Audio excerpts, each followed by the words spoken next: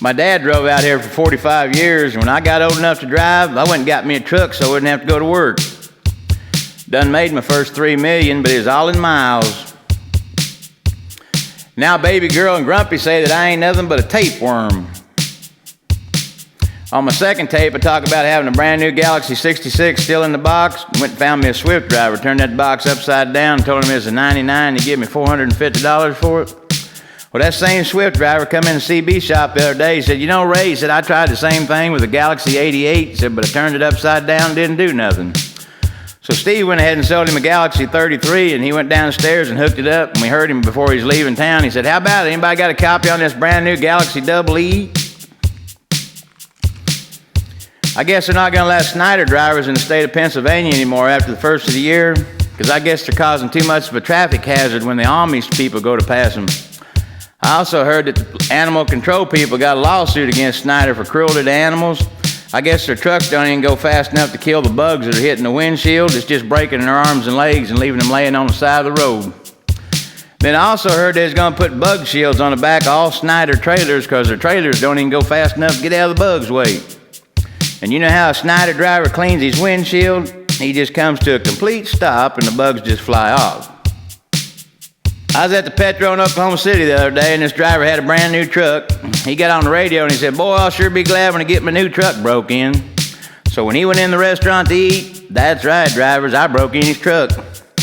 I stole his radio, went in there and found him, said, hey, driver, you want to buy a radio? He said, well, I got one exactly like it. And I said, what'd you pay for the one you got? He said, $100.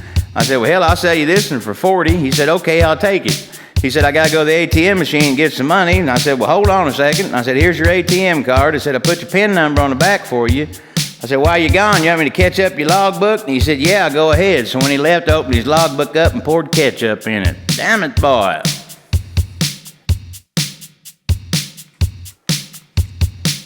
This driver asked me the other day, he said, Ray, he said, what was the last load you hauled? And I said, hell, I hauled a load of potatoes over cabbage, eating a head of lettuce.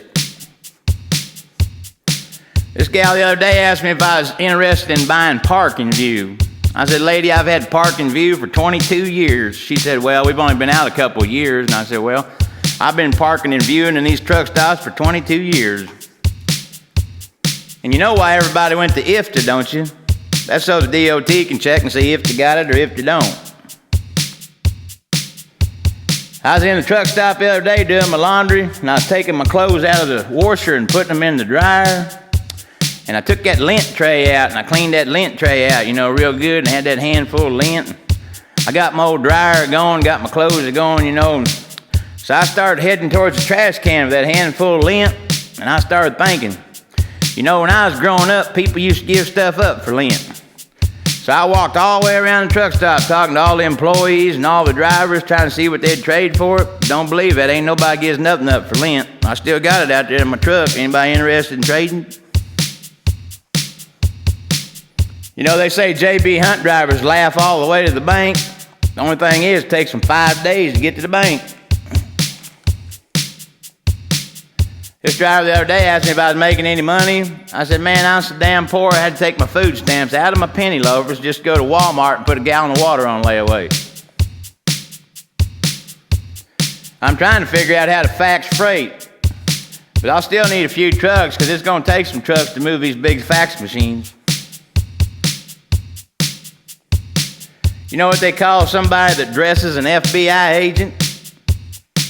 Sudafed. You know, these truck stops anymore are like big daycare centers. And for all you drivers that like hanging out in the truck stops, me and Steve over there at the CB shop, we're going to start building redwood decks right off your sleeper door. What a deal. You know, when a driver asks for a radio check, I always grab my mic and say, no thanks, I know my radio works, appreciate it anyway. I did figure out a way how we could have a strike. All you got to do is just shut down all the cotton mills. I guarantee you at the end of the month when them women can't get their Tampax, I guarantee you they go to Washington and get something done. If any of you drivers are going through Oklahoma City in your four-wheelers and you need gas, stop out there at exit 140. They got a place out there, and right there on them pumps it says prepaid gas after 11 o'clock.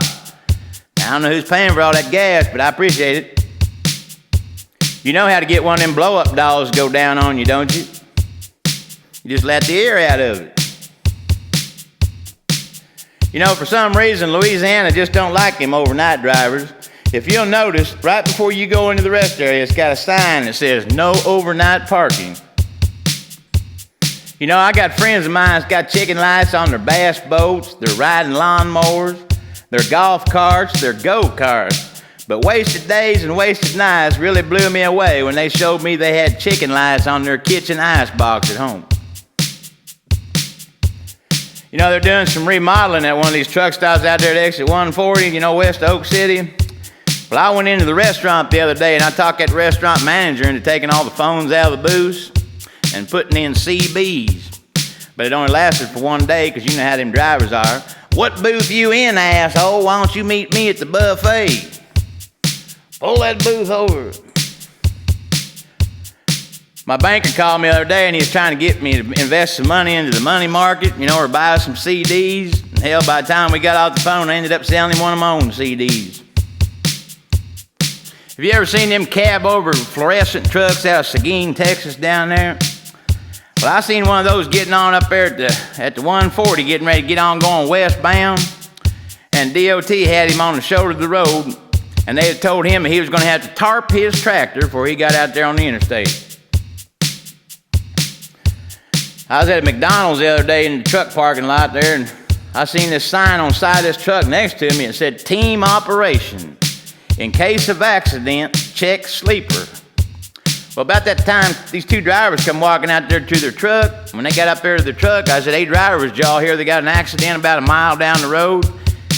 They both immediately jumped up inside that truck and started checking that sleeper. You know, when quail calm first come out, I thought it was something you take hunting with you, and you lay it down there beside the bush, and it calmed the quail into coming out of the bush, and then you blew the hell out of them. I was in Memphis last week, and this Swift driver locked his keys in his truck. It took him 2.5 days to get his family out. This little duck walked into his local drugstore the other day to get him a condom. He took that condom up there and he laid it on the counter. That man behind the counter said, you want me to put this on your bill? He said, no. He said, I ain't that kind of duck.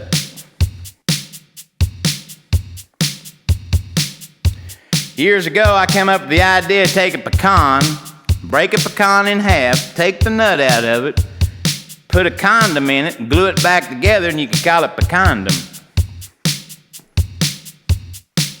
I wonder if those PTL drivers have ever met Jim and Tammy. You know what happens to a rooster cruiser when he gets pulled over by a state trooper? Turns back into a chicken hauler. Went and bought me a pair of tennis shoes the other day, and I paid exactly $20 for them. So I guess that's why they call them tennis shoes. I wonder if those Polar Express drivers, I wonder if they drive too long. I wonder if they get Polaroids.